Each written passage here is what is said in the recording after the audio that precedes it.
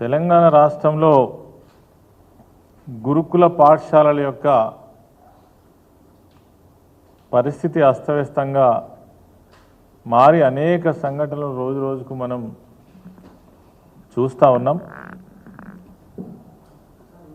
తెలంగాణ రాష్ట్రం ఏర్పడ్డ తర్వాత ఆనాటి ముఖ్యమంత్రి కేసీఆర్ గారి నాయకత్వంలో మరి ముఖ్యంగా ఎస్సీ ఎస్టీ బీసీ మైనారిటీ వర్గాల కోసం మంచి విద్యను అందించి వాళ్ళ యొక్క భవిష్యత్తును తీర్చిదిద్దాలి, వాళ్ళకొక మంచి భవిష్యత్తు ఉండాలనే ఉద్దేశంతో గురుకుల పాఠశాల వ్యవస్థను ఎంతో గొప్పగా తీర్చిదిద్ది వేలాది కోట్ల రూపాయలు వెచ్చించి దేశంలోనే గురుకుల పాఠశాలలు అంటే తెలంగాణ రాష్ట్రంలో గొప్పగా మరి వాటి యొక్క నిర్వహణ జరుగుతుందని అనేక మంది వివిధ రాష్ట్రాల నుంచి ముఖ్యమంత్రులతో పాటు అక్కడ ఉన్నటువంటి విద్యాశాఖకు సంబంధించినటువంటి అధికారులు వచ్చి ఇక్కడ 2-3 రోజులు ఉండి పరిశీలించి ఇక్కడ ఏ రకమైనటువంటి చర్యలు తీసుకుంటున్నారు అని చూసిపోయినటువంటి పరిస్థితి.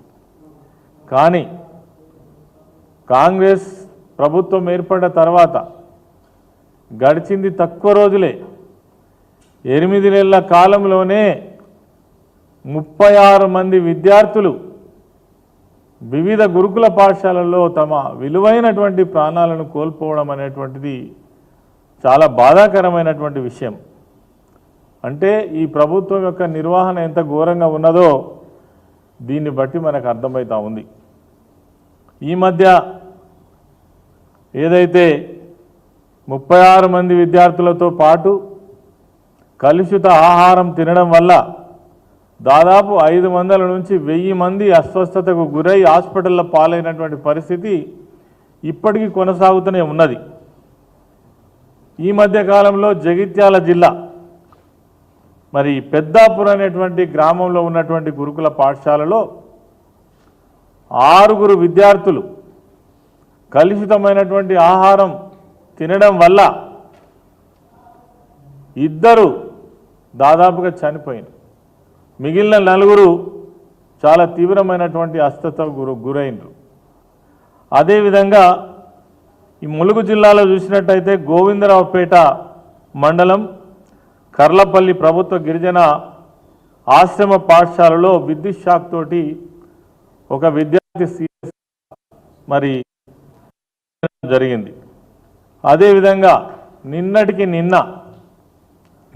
నిన్న కాంగ్రెస్ ప్రభుత్వం యొక్క నిర్లక్ష్యం వల్ల గురుకుల విద్యార్థుల కన్నీళ్లు నిత్యం పురుగుల అన్నం తింటూ కారం మెతుకులు తిని ఆకలితో అలమటిస్తూ కడుపు మండి రోడ్డెక్కిన బాలికలు సీఎం రావాలని తమ సమస్యను పరిష్కరించాలని రంగారెడ్డి జిల్లా శంషాబాద్ మండలంలోని పాలమాకుల గురుకుల పాఠశాల విద్యార్థుల యొక్క డిమాండ్.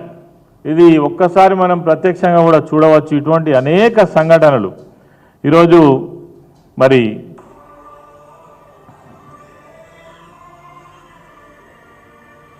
ఇటువంటి అనేక సంఘటనలు రోజు చోటు చేసుకుంటూనే ఉన్నాయి, ఏదో ఒక జిల్లాలో ఏదో ఒక గురుకుల పాఠశాలలో.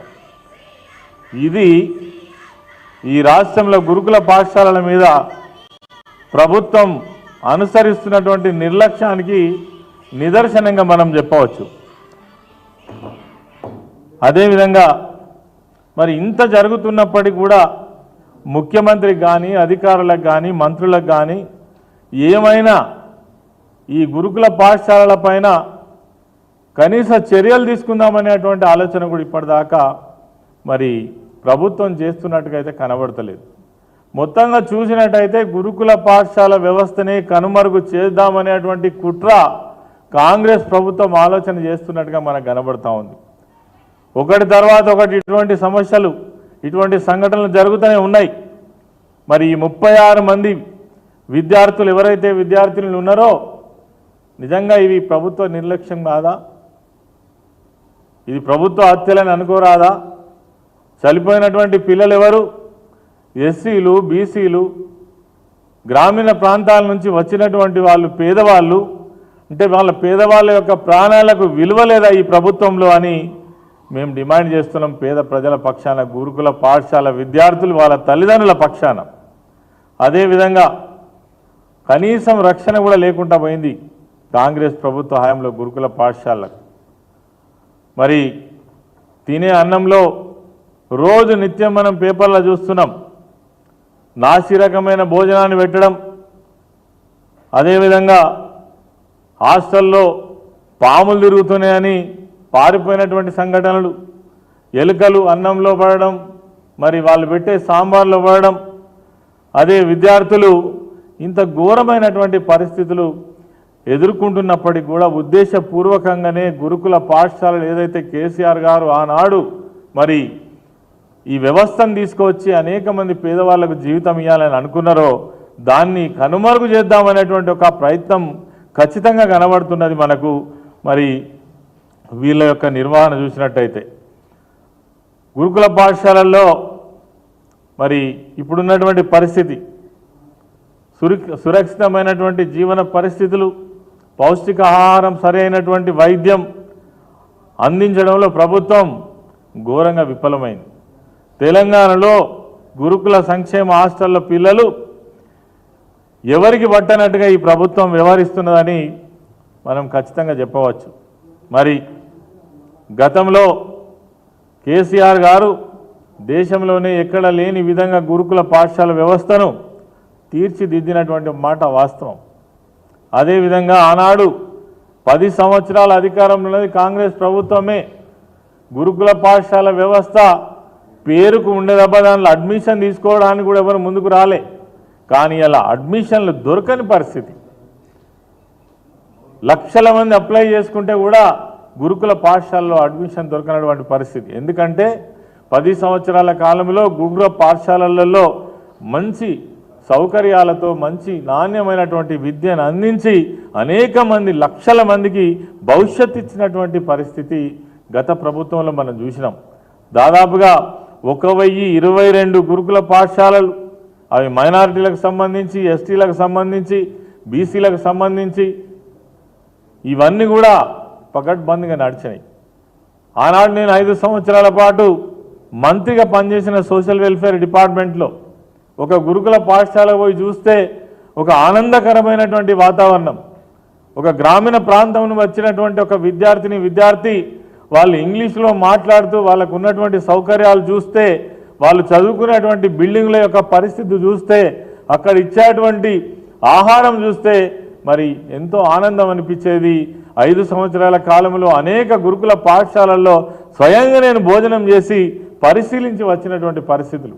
విద్యార్థులను అడిగితే మాకు అన్ని రకాల సౌకర్యం బ్రహ్మాండంగా కేసీఆర్ గారు ఎప్పటికప్పుడు మమ్మలను మరి మాకు కావలసినంత బడ్జెట్ రిలీజ్ చేసి మాకు ఈ సౌకర్యాలు అందిస్తున్నారని చెప్పినటువంటి పరిస్థితి.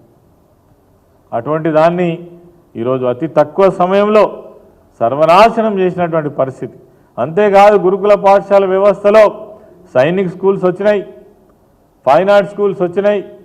అదేవిధంగా వాళ్లకు రకరకాల పద్ధతులలో వాళ్ళను విద్యావంతులను చేయాలనేటువంటి ఒక మంచి ప్రయత్నం జరిగింది. అదేవిధంగా సోషల్ వెల్ఫేర్ సిస్టంలో గతంలో లేనటువంటి డిగ్రీ కళాశాల వ్యవస్థలో మహిళలకు కనీసం ఆ 10వ తరగతి చదువుకొని 12వ తరగతి పూర్తి చేసిన తర్వాత డిగ్రీకి వెళ్ళాలంటే గురుకుల పాఠశాల యొక్క అవకాశం లేకపోతే 30 గురుకుల పాఠశాలను ఒకేసారి అనౌన్స్ చేసి మరి వాళ్ళకు అవకాశం కల్పించి చదువుకునేటువంటి అవకాశం కల్పించినటువంటి ప్రభుత్వం కేసీఆర్ గారి ప్రభుత్వం. అదేవిధంగా అనేక రకాల మరి విద్యా వ్యవస్థను పెంపొందించారు. స్టడీ సర్కిల్స్ ఆనాడు సమైక్య ఆంధ్రప్రదేశ్లో ఒకే ఒక స్టడీ సర్కిల్ ఉండే. తెలంగాణ ప్రభుత్వం వచ్చిన తర్వాత పేద విద్యార్థులు వీళ్ళ కాంపిటీషన్ ఎగ్జామినేషన్లో చదువుకోవడం కోసం డబ్బులు ఉండయి, స్తోమత ఉండదు. కాబట్టి వాళ్ళకు స్టడీ సర్కిల్స్ గవర్నమెంటే పెట్టినట్టయితే బాగుంటుందనే ఉద్దేశంతో అన్ని వ్యవస్థలలో ఇలా సోషల్ వెల్ఫేర్ కావచ్చు, బీసీ కావచ్చు, మైనారిటీ కావచ్చు, అదేవిధంగా ఎస్టీ వెల్ఫేర్లో కావచ్చు, మరి స్టడీ సర్కిల్స్ను ప్రతి జిల్లాలో ఏర్పాటు చేసి మరి వాళ్ళకు మంచి నాణ్యతమైనటువంటి విద్యను అందించినటువంటి ప్రభుత్వం ఒకవైపు మనం గతంలో చూసినాం. ఇలా వాటి సెటప్ అంతా కూడా అతి తక్కువ సమయంలో సర్వనాశనం చేసినటువంటి పరిస్థితి కనబడతా ఉంది. ఇలా ప్రశ్నార్థకంగా మారింది గురుకుల పాఠశాలల యొక్క వ్యవస్థ. అందుకే మరి ఆనాడు పిల్లలకు కేసీఆర్ గారు ఆలోచించి అసలు ఒక విద్యార్థికి ఎంత ఖర్చు అవుతుంది అని చూసినట్టయితే 1,20,000 రూపాయలు ఒక విద్యార్థి మీద ఖర్చు చేసినటువంటి పరిస్థితి ఆనాడు ఉండే. ఈరోజు 8 నెలల కాలంలో మీరు ఈ యొక్క గురుకుల వ్యవస్థనే సర్వనాశనం చేసినటువంటి పరిస్థితి కనబడతా ఉంది. ఎక్కడ చూసినా చాలా దారుణమైన పరిస్థితి. పిల్లలు ఉంటారా, కొద్ది సమయంలో కనుమరుగవుతుంది. వాళ్ళు ఇంతమంది పిల్లలు చనిపోయిన తర్వాత ఆ పిల్లల తల్లిదండ్రులు గురుకుల పాఠశాలలకు పంపడం కోసం ధైర్యం చేస్తారా? కాబట్టి ఈ కాంగ్రెస్ ప్రభుత్వం ఏదైతే ఉందో, రేవంత్ రెడ్డి ముఖ్యమంత్రి గారు ఏవైతే ఉన్నారో, మాటలు చెప్పడం వేరు, చేతలు చేయడం వేరు. బడాయిలు కొట్టడం వేరు, చేతల రూపంలో ప్రజలకు అందించడం వేరు. గత ప్రభుత్వం చేతల రూపంలో ప్రతి ఒక్క విషయాన్ని మరి దాన్ని ఎంతో ప్రాధాన్యత కలిగించి ఒక పని తీసుకున్నామనంటే దాన్ని ఖచ్చితంగా సక్సెస్ చేసి ప్రజలకు అందించి సంతృప్తికరమైనటువంటి పరిపాలన అందించినటువంటి పరిస్థితిని మనం చూసినాం. ఇలా ఏ ఒక్క వ్యవస్థలో కూడా సంతృప్తికరమైన పరిస్థితి లేదు. ఇలా ప్రభుత్వం ఉన్నదా లేదా అనేటువంటి అనుమానం వస్తున్నది. ఇంత దారుణమా? ఇంతమంది పిల్లలు చనిపోతే కూడా పట్టింపు లేదా? ఇవన్నీ మీ ప్రభుత్వం చేసిన హత్యలే అని మేము భావించకూడదా? నిజంగా మేము డిమాండ్ చేస్తున్నాం, మీరు ఈ గురుకుల పాఠశాలలను గతంలో ఉన్నటువంటి పరిస్థితులకు అనుగుణంగా కొనసాగిస్తారా, కొనసాగించరా? అసలు ఉద్దేశం ఏంది? ఖచ్చితంగా దీనికి సమాధానం చెప్పాలి ప్రభుత్వం అని కూడా బీఆర్ఎస్ పార్టీ పక్షాన డిమాండ్ చేస్తున్నాం.